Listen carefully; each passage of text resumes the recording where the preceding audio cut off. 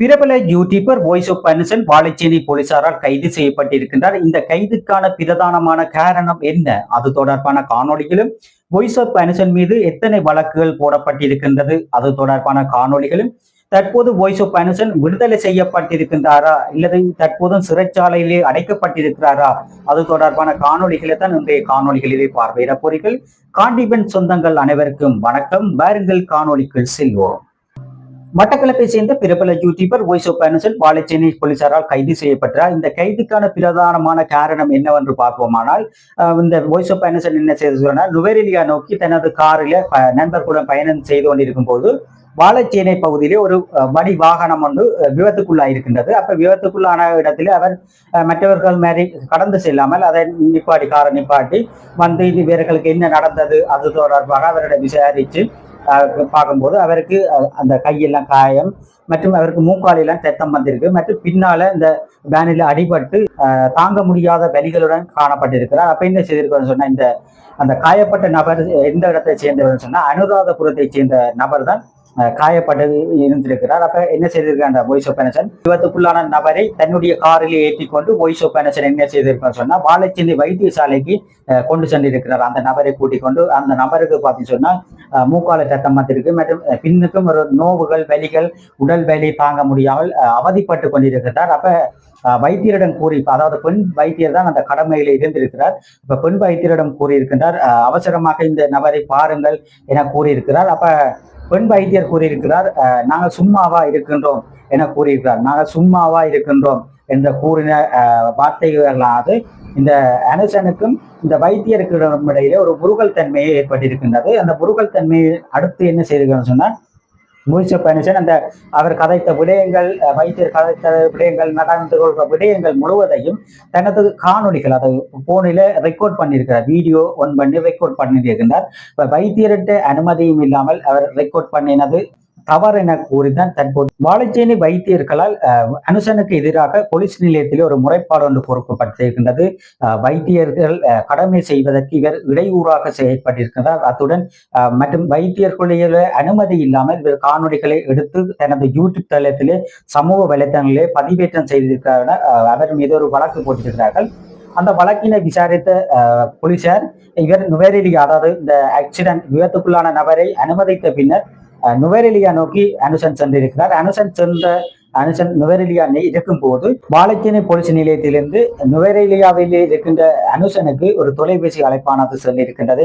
நீங்கள் வாழைச்சேனை போலீஸ் நிலையத்துக்கு வருகின்ற 19ஆம் தேதி வருகை தருவனும் உங்களோட ஒரு விசாரிக்க வேணும் என்று கூறியிருக்கிறாங்க. அப்ப அனுசன் என்ன செய்திருக்கின்றது, வருகை தரும்போது இந்த தனது சமூக வலைத்தளங்களிலே தான் வருகை தருகின்றேன், இப்படி என்னை விசாரணைக்கு வருகை தருமாறு போலீசார் அழைத்திருக்கிறார்கள். எனவே எனக்கு உதவியாக எனக்கு யாராவது உதவி இருந்தால் யாராவது வருகை தாருங்கள், நான் போலீஸ் நிலையத்துக்கு விசாரணைக்காக என்னை அழைத்திருக்கிறார்கள், சென்று கொண்டிருக்கின்றன என கூறியிருக்கிறார். வாழைச்சேனை போலீஸ் நிலையத்துக்கு விசாரணைகளுக்காக சென்ற அனுசனை போலீசார் கைது செய்து அவர் மீது வழக்கு பதிவு செய்யப்பட்டு 20ஆம் தேதி அவர் நீதிமன்றத்திலே முன்னிலையாகியிருக்கின்றார். அவர் மீது வழக்குகள், கூடுதலான வழக்குகள் போடப்பட்டிருக்கின்றது. அவருக்கு முதல் பார்த்தீங்க சொன்னா 2 வழக்கு முதலே நிலுவையிலே இருந்ததாம். அதுவும் பொதுமக்கள் சார்ந்த ஒரு விடயங்கள் தான் ஈடுபட்டதாலும் தனக்கு வழக்கு வந்திருக்காதாகவும் அனுசன் கூறியுள்ளார். அத்துடன் தற்போது பார்த்தீங்கன்னா அவர் புதுசாக இந்த வைத்தியர்களை கடமை செய்ய விடாமல் இடையூறு ஏற்படுத்தப்பட்டதாக கூறி வைத்தியர்களால் ஒரு முறைப்பாடு கொடுக்கப்பட்டு அவர் கைது செய்யப்பட்டிருந்தார். இந்த கைதன் பின்னர் அவர் தற்போது சிறைச்சாலையிலே அடைக்கப்பட்டு விசாரணைக்கு உட்படுத்தப்பட்டு கொண்டிருக்கின்றார். இந்த யூடியூபர் வாய்ஸ் ஆஃப் பர்னிசனில் இருந்து எல்லா யூடியூபரும் கற்றுக்கொள்ள வேண்டிய விடயமானது, ஒருவருடைய அனுமதி இல்லாமல் காணொலிகளை பதிவேற்றம் செய்யக்கூடாது. உதாரணமாக போலீஸ் நிலையம் மற்றும் வைத்தியசாலை, நீதிமன்றம் போன்ற இடங்களில் மற்றும் ஒருவருடைய தனிப்பட்ட வீடுகள் சம்பந்தமாக அவருடைய அனுமதி பெற்றுத்தான் காணொலிகள் பதிவேற்றம் செய்ய வேண்டும். எல்லா யூடியூபரும் இந்த காணொலிகள், குழந்தை பிள்ளைகளை காணொலிகள் எடுப்பார்கள். அந்த காணொலிகள் எடுக்கும் போதும் பெற்றோர்களுடைய அனுமதி பெற்று அந்த குழந்தை பிள்ளைகளை காணொலிகள் எடுத்து சமூக வலைத்தளங்களிலே போட வேண்டும். உங்களுடைய அனுமதி இல்லாமல் நீங்கள் வீடியோ எடுத்து காணொலிகள் பதிவேற்றம் செய்திருக்கிறீர்கள் என்று கூறி உங்களுக்கு வழக்கானது சில நேரங்களில் தொடரக்கூடும்.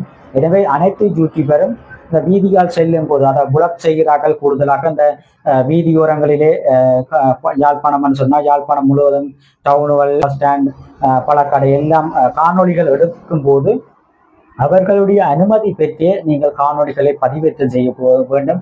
ஒருவருடைய அனுமதி இல்லாமல் நாங்கள் காணொளிகளை பதிவேற்றம் செய்யக்கூடாது. அவர்களுடைய அனுமதி பெற்றுத்தான் காணொளிகள் பதிவேற்றம் செய்யணும். தற்போது அனுசன் இந்த சட்ட சிக்கலிலே இருப்பதற்கு பிரதானமான காரணம் வைத்தியர்களுடைய அனுமதி இல்லாமல் காணொளிகளை எடுத்து சமூக வலைத்தளங்களில் பதிவேற்றம் செய்ததாக தான் தற்போது சிறைச்சாலையிலே இருப்பதற்கு பிரதானமான காரணமாக இருக்கின்றது. வாய்ஸ் ஆஃப் அனிசன் பார்த்தீங்கன்னு சொன்னா பல உதவி திட்டங்கள் செய்திருக்கிறார். அதை பார்த்தீங்கன்னு சொன்னா அவர் கிருஷ்ணாவுடன் இணைந்து பல உதவி திட்டங்கள் ஆரம்பத்தில் செய்திருக்கிறார். தற்போது அவருக்கு பார்த்தீங்கன்னா கண்ணு மேலாத கண்ணிலே ஆபரேஷன் செய்திருக்கிறார்கள். மிகவும் ஒரு உடலால் பாதிக்கப்பட்ட ஒரு நபராக இந்த வாய்ஸ் ஆஃப் அனிசன் காணப்பட்டு கொண்டிருக்கிறார். அவர் விடுதலை செய்யப்படுவார் என்று பலர் இயங்கிக் கொண்டிருக்கிறார்கள். இருந்தாலும் நீதிமன்றத்திலே அவருக்கான வழக்கானது தற்போது நிலுவையில் இருக்கின்றது. அவர் தற்போது விசாரணைக்கு உட்படுத்தப்பட்டு மீண்டும் அவர் சிறையில் அடைக்கப்பட்டிருக்கின்றார். வாய்ஸ் ஆஃப் அனிசனை நாங்கள் பாராட்ட வேண்டும். ஏன்னு சொன்னால் இப்ப எல்லாரும் இந்த வீதி விபத்து என்று சொன்னாலே ஒரு விபத்துக்குள்ளாகி காயப்பட்டிருக்கும் போது யாரும் உதவி செய்வதற்கு முன் வருவதில்லை. ஏன்னு சொன்னால் காயப்பட்டு கொண்டு செல்கின்ற நபரை வைத்தியசாலையிலே விசாரிப்பார்கள். என்னென்று இவர்களை தெரியும், என்னென்று காயப்பட்டவர்கள் விசாரணைக்கு உட்படுத்தப்படுவார்கள். மற்றது போலீசாரும் வந்து விசாரணைக்கு உட்படுத்தப்படுவார்கள். இவர்களுக்கு என்னென்று காயப்பட்டவர்கள் என்னென்னு சொல்லி ஒரு போலீஸ் விசாரணை இடம்பெறும். பின்னர் சில நேரங்களில் நீதிமன்றத்திற்கு கூட அந்த வழக்கு பதிவு செய்து செல்லக்கூடிய சந்தர்ப்பங்கள் நடைபெற்று கொண்டிருக்கின்றது.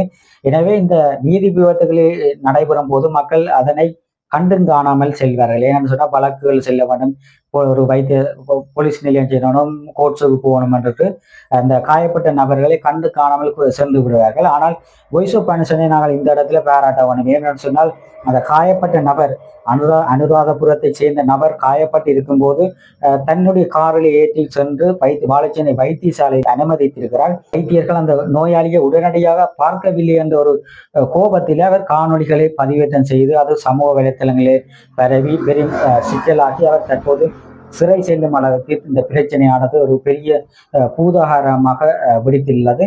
எனவே சில நேரங்களில் எதிர்வரும் காலங்களில் வாய்ஸ் ஆஃப் அனிசன் விடுதலை செய்யப்படுவாரா இல்லது மீண்டும் சிறைச்சாலையில் அடைக்கப்படுவாரா என்பது அடுத்தடுத்து நீதிமன்றத்தினுடைய வழக்கு நீதிபதியினுடைய கைகளிலே தான் இருக்கின்றது.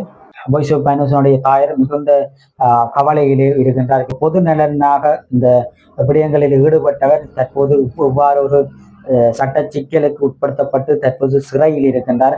எனவே தன்னுடைய மகனை விடுதலை செய்ய வேண்டும் என அவருடைய தாயார் கோரிக்கையை முன்வைத்திருக்கின்றார்.